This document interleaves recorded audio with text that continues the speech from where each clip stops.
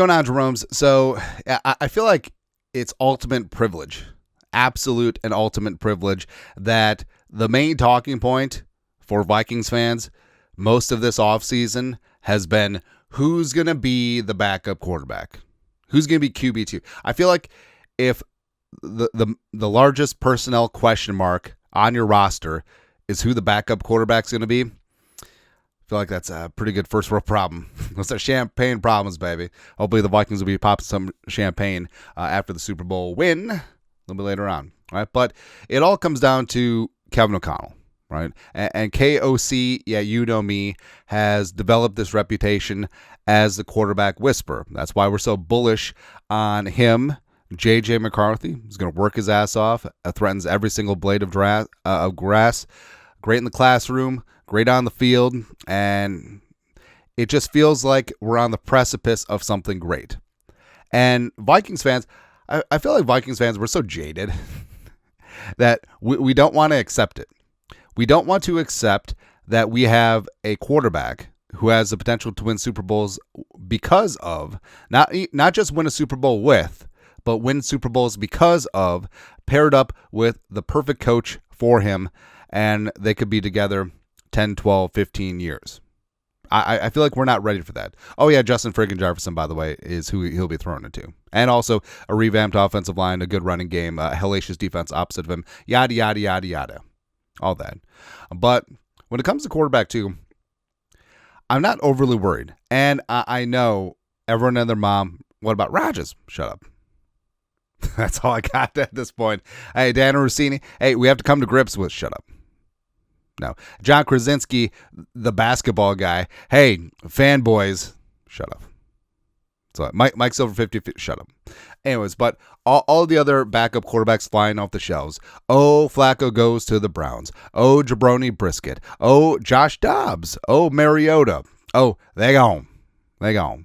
They gone. But it has to be a plan, right?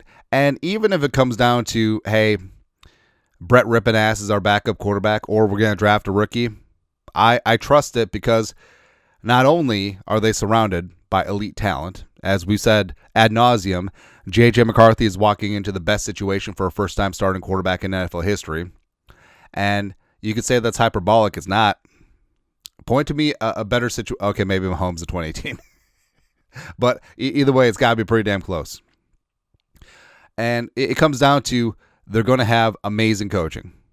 And Kevin O'Connell, this isn't just lip service. This isn't just some Tony Robbins if Tony Robbins and Dave Grohl went on tour with motivational speeches, we're just trying to get the best of the best of you. No, like Kevin O'Connell walks the walk, not just talking the talk. And there's a whole coterie of coaches that believe that too. Wes Phillips as OC, Josh McCown's as QB coach. It's fantastic. So whoever the hell they get, a backup quarterback behind J.J. McCarthy, is going to have the chance to be the best version of themselves. And with Kevin O'Connell, he was instrumental. Like Stafford has given him so much praise for helping him get up to speed in the McVay offense in 2021 when they won the Super Bowl. Oh, by the way, hey, Lions fans, how's it feel that you had the best quarterback in your team's history and he couldn't win just because it's Detroit, and then all of a sudden, first year, he wins the Super Bowl, and you're stuck with Jared Goff being paid like a top 5 quarterback. Congratulations. Good job. Hey, Super Bowl window's closed, man. Oh, by the way, if you would have held on to that NFC title game lead against the 49ers, you would have beat the bejesus out of the Chiefs. How's that feel? Super Bowl window's closed. But then he came to the Vikings, and he got the best out of Kirk Cousins for the time that he was here.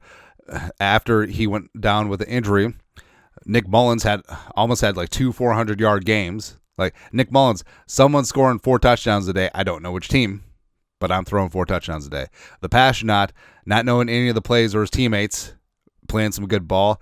Jaron Hall, the Mormon Missile, had 1 good drive against the Falcons. I mean, everything was good. All right. And then, of course, his magnum opus, Mr. Holland's opus, 2024, slinging Sam Darnold, a.k.a. America's quarterback, failed number 3 overall pick, the bust de la bust, Mono Boy. And he comes in and rips off a 14-win season. No problem. We won't talk about how it ended. But Darnold becomes a Pro Bowler. And as we said, having Darnold for a 14-win season and a Pro Bowl, that's like winning the Kentucky Derby on a donkey. Yeah. So I really don't care who it is at this point. They could draft Will Howard. They could draft Kyle McCord. They could draft Riley Leonard late, right-handed Tebow. They could trade for Sam Howell from Seattle now that he's redundant since Drew Lock is there. They could trade for Aiden O'Connell, which the puns, God, they would have so much fun. O'Connell. Yeah. Actually, that one feels legit. I feel like during the draft, the Vikings will do a micro pick swap with the Raiders. Like they'll trade their 5th for the Raiders' 6th. Or they'll trade their 6th for the Raiders' 7th or something like that. Or a 2026 pick swap. And then they'll get Aiden O'Connell as backup quarterback. I feel like that's fine. He has a ton of starting experience. It isn't all good, but with this coaching incubator, I feel like he could become the best version of Aiden O'Connell, right? Or the Vikings, after the draft, they don't draft anyone, they don't trade for anyone, they sign Tannehill. And Tannehill would be fine. Or Carson Wentz, and then eventually Wentz will go somewhere else next year, and he'll be on the 7th team in 7 seasons. Come on, man. Or, hey, Teddy, we made this case before. Hey, if Teddy was good enough to be the Lions quarterback too, each parts of the last 2 years, why can't he be here? Vikings fans still love Teddy. Plus, he's the backup quarterback. He ain't starting.